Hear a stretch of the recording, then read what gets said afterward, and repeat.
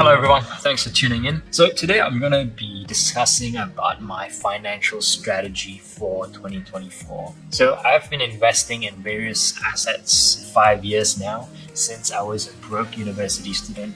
So I kind of know the ins and outs of like how the market moves. So every year I learn something new and I would just like to impart my knowledge onto YouTube. And speaking today as a 25-year-old and a bit more experienced investor than I was as a student, I have learned a few tricks here and there. So my first strategy for 2024 would be to focus on crypto.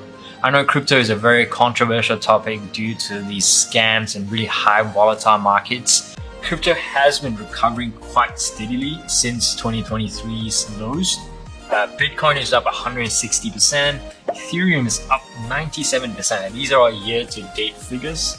And I believe these factors that are triggering the rise in price will continue to play out in 2024. Firstly, the potential approval of the Bitcoin exchange traded fund has been making waves in the crypto market right now, because if it does get approved, this provides a more regulated and accessible environment for institutional investors to get into the crypto space.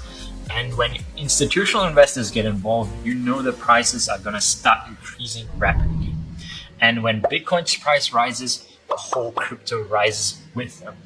It might just have a small delay with the altcoins, but you will eventually see a rise in the crypto market. Moreover, there's another event in the horizon that has got the crypto community buzzing in the last few months. And this is the Bitcoin halving that's scheduled to happen in April 2024. What this essentially means is that the supply of Bitcoin has been cut into half, which historically has increased the price tremendously. The combination of the Bitcoin ETF and the Bitcoin halving has been creating an environment ripe for positive returns in 2024. Both investors, such as institutional and retail investors, are gearing up to a very successful year in 2024. And this has been the sentiment since 2023, and it will continue to be the sentiment in 2024. However, it is always a good idea to have a more balanced perspective when it comes to these catalysts, because even though they all sound like a good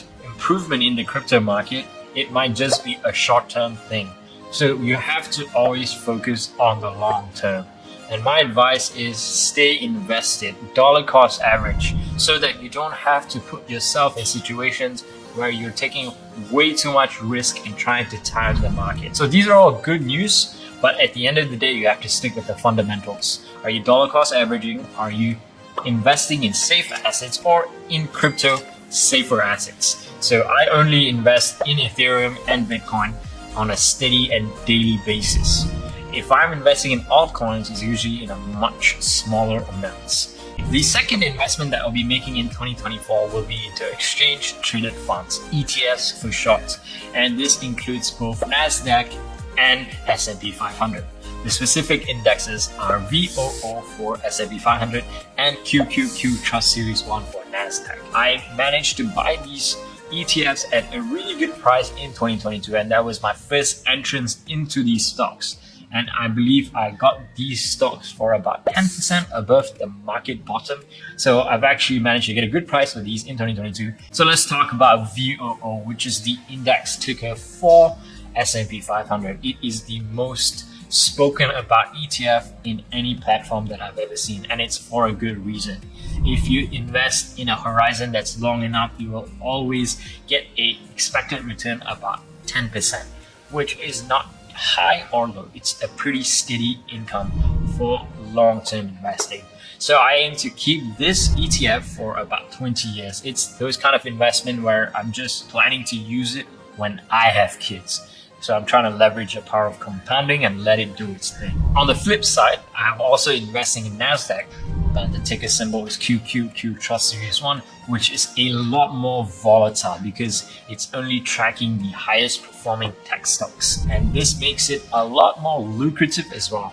So my plan for this investment is to keep it for a lot shorter time horizon, which I'm thinking 10 years, and I aim to actually take out the profits from that time onwards, because I believe this is one of the more riskier and volatile assets, and I'm not sure if I can expect those kind of steady returns such as the S&P 500. So the strategy behind having different kind of ETF is pretty simple. One is something that will hold for a really long time, it's more stable, and the other is something that's a lot more volatile.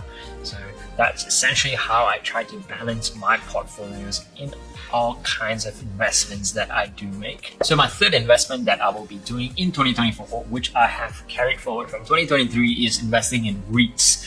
What REITs essentially is investing in real estate, but using index trackers that track the real estate holdings across your city or any REITs that you plan to invest in. I know REITs have been doing terrible in 2023 because of the high inflation and high interest rates. But as you have been seeing in the recent news, inflation has been cooling off, and it's expected to cause the interest rate to actually stop increasing.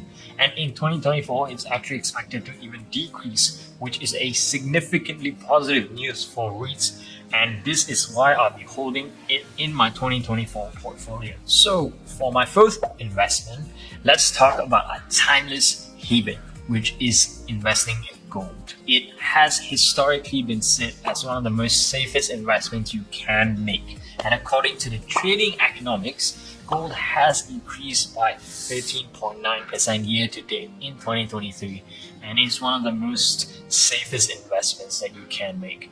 And when I say investing in gold, I'm not investing in actual physical gold, I'm talking about an index that tracks the gold's price. And this investment is primarily to hedge against inflation.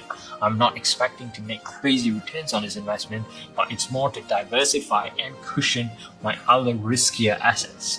It might not be as glamorous as crypto, but it does get the job done to keep you safer from the volatile market. So the last investment that I have in my list for 2024 is technically not an investment, but I believe everyone should have it in their portfolio, is to basically have money invested in a high savings interest account. So essentially what this does is it provides you liquid cash while also earning money on that cash that you have. So I know this is not as glamorous as the other investments I've said, and I'm not expecting crazy gains from this, but it's more of a steady return on cash that I would require immediately if I needed it. And there you have it. These are my financial strategies that I have for the year 2024. And the most important thing is that I will be dollar cost averaging in all of the investments that I have outlined earlier in this video. One thing to note is that I am not a financial advisor, and all the insights I've provided are from my own research. So before you invest, please do your own research. At the end of the day, everyone has their own timeline on when and how much they can invest. So don't compare yourself with another person's investing journey. Stay invested and happy investing. If you have found any value in this video, please consider subscribing. It will mean the world to me, and don't forget to thumbs up this video. Thank you for watching.